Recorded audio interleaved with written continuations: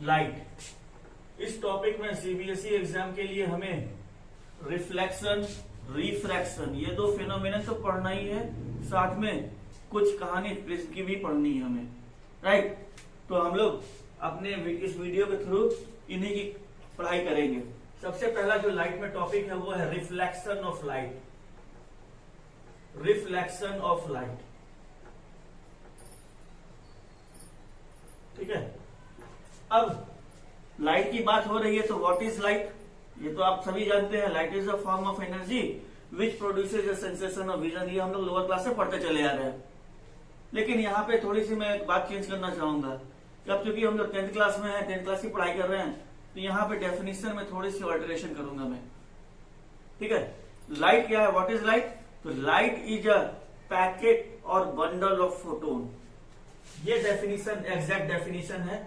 Light is a packet और bundle of photon. Bundle of photon, देखिए photon भी एक पार्टिकल होता है ना, जो लाइट के अंदर प्रेजेंट होता है। ये डेफिनेशन एक्चुअली स्टार्ट होती है स्टैंडर्ड 11 से। मैंने वहां से ही ये डेफिनेशन को निकाल के दिया है, ठीक है ना। तो ये एग्जैक्ट डेफिनेशन है लाइट की, because light has a dual nature, particle as well as a wave nature. वो हम लोग आगे की बात में करेंगे।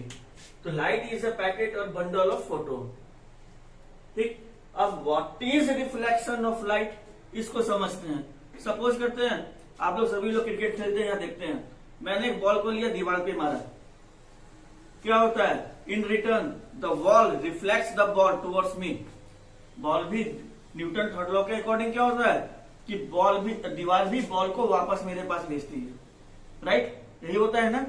अब देखिए क्या है कि हमने बॉल को दीवार पे मारा, दीवार कहाँ प्रेजेंट है? एयर में, बॉल भी एयर में, और जैसे ही मैंने थ्रो किया बॉल को दीवार की तरफ, क्या हुआ? दीवार ने बॉल को भी वापस मेरी तरफ थ्रो किया, वो भी एयर में। तो यहां पर एयर क्या है? Air is a medium. Air is a medium, right. तो क्या हुआ कि अब हम लोग दीवार की जगह पे एक मिरर ले लेते हैं, शीशा, जिसमें हम लोग अपना चेहरा देखते हैं, प्लेन मिरर। अब मैंने क्या किया कि एक प्लेन मिरर रख दिया और उस प्लेन मिरर पे मैंने एक टॉर्च जलाया। तो क्या होगा? टॉर्च की रोशनी, टॉर्च की लाइट उस मिरर पे पड़ेगी, and then the light will be reflected back और बाउंस बैक टुवर्ड्स मी। हम ऐसे कह सकते हैं, बॉल की जगह पे मैंने अब लाइट ले लिया, टॉर्च ले लिया, टॉर्च को जलाया, शीशे पर टॉर्च की लाइट गई, और स्ट्राइक करने के बाद क्या होता है? उस लाइट की जो डायरेक्शन है वो रिफ्लेक्ट होती है। यहां पर क्या हुआ कि मैंने टॉर्च को जलाया, जैसे समझते हैं भाई डायग्राम, ये क्या है? ये एक मिरर है, मैंने यहां से टॉर्च से लाइट जलाई, ठीक है। डायग्राम मेरी थोड़ी अच्छी नहीं है, I am not a artist, ठीक है, तो आप लोग थोड़ा सा समझ जाइएगा, राइट। तो मैंने थोड़ा क्या किया कि टॉर्च जलाया, टॉर्च से लाइट निकली, ये मिरर पे गई, ठीक है। अब जैसे ही ये मिरर पे जाएगी, क्या होगा? मिरर इस लाइट को बाउंस बैक करेगा उसी मीडियम में, मतलब लाइट यहां पे गया, टकरा करके ये ऐसे आ गया वापस, हम ऐसे कहते हैं। तो this is known as the reflection of the light. What is reflection of the light? The bouncing back of the light in the same medium after incident after incident is known as the reflection of light. फिर से क्या हुआ कि यहां पे torch से light निकल करके इस मिरर पे पड़ी, और मिरर पे पड़ने के बाद लाइट क्या हो रहा है? इंसिडेंट किया, उसके बाद क्या हुआ? लाइट एयर में ही बाउंस बैक कर गया। तो हमने इसको कहा it is the reflection of the light. The bouncing back of the light in the same medium after striking reflecting surfaces, it is known as the reflection of light. Simple, ठीक है। अब इस रिफ्लेक्शन में कुछ term हैं जो use होते हैं, हम लोग पहले उनको जान लेते हैं। हालांकि ये जो मैं भी कर रहा हूं ये सारी चीजें क्लास 8 की हैं, फिर भी यहाँ पर बताना जरूरी है। आप लोग भूल चुके होंगे क्लास 8 की पढ़ाई को भी, इसलिए इसको रिकॉल किया जा रहा है। सबसे पहली बात क्या है? Incident ray. What is incident ray.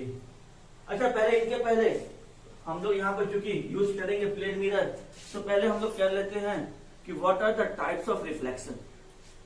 Types of reflection के type, there are two types of reflection. एक होता है रेगुलर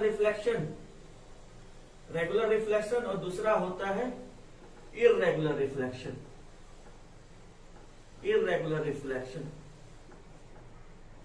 ठीक है, इन दोनों में क्या डिफरेंस है जरा समझ लेते हैं। जैसे मेरे पास एक प्लेन मिरर है। प्लेन मिरर क्या होता है, जिसमें हम लोग अपने चेहरे को देखते हैं। वो क्या होता है एक्चुअली, जैसे वो एक ग्लास होती है, ठीक है। अब ग्लास जो कि ट्रांसपेरेंट होता है ना, तो क्या किया जाता है, पहले ग्लास में एक एल्युमिनियम या सिल्वर की कोटिंग की जाती है। पहले सिल्वर की कोटिंग की जाती थी, सिल्वर का लेयर लगाया जाता था, लेकिन सिल्वर का रेट बढ़ जाने से अब that has been replaced by the aluminium. तो यहाँ पर एक एल्युमिनियम की कोटिंग कर दी जाती है, ठीक है। हमने एल्युमिनियम से इसको पेंट कर दिया एक साइड से, है ना। जैसे मान लीजिए डस्टर, ये मेरा ग्लास है, तो ये दोनों ट्रांसपेरेंट है दोनों साइड। हमने क्या किया कि इस साइड से पहले एक एल्युमिनियम की कोटिंग कर दी। जब ये एल्युमिनियम की कोटिंग हो गई, इसके बाद क्या करते हैं, इसके ऊपर एक कलर चढ़ा देते हैं, ऑरेंज, रेड, येलो, जैसा भी, ग्रीन, व्हाइट, ठीक है। बस ये हमारा मिरर तैयार, ठीक है। अब रेगुलर रिफ्लेक्शन क्या होता है और इरेगुलर रिफ्लेक्शन क्या होता है। ये रिफ्लेक्शन बेस्ड होता है टाइप ऑफ द मिरर के ऊपर, type of the mirror, plane mirror के ऊपर।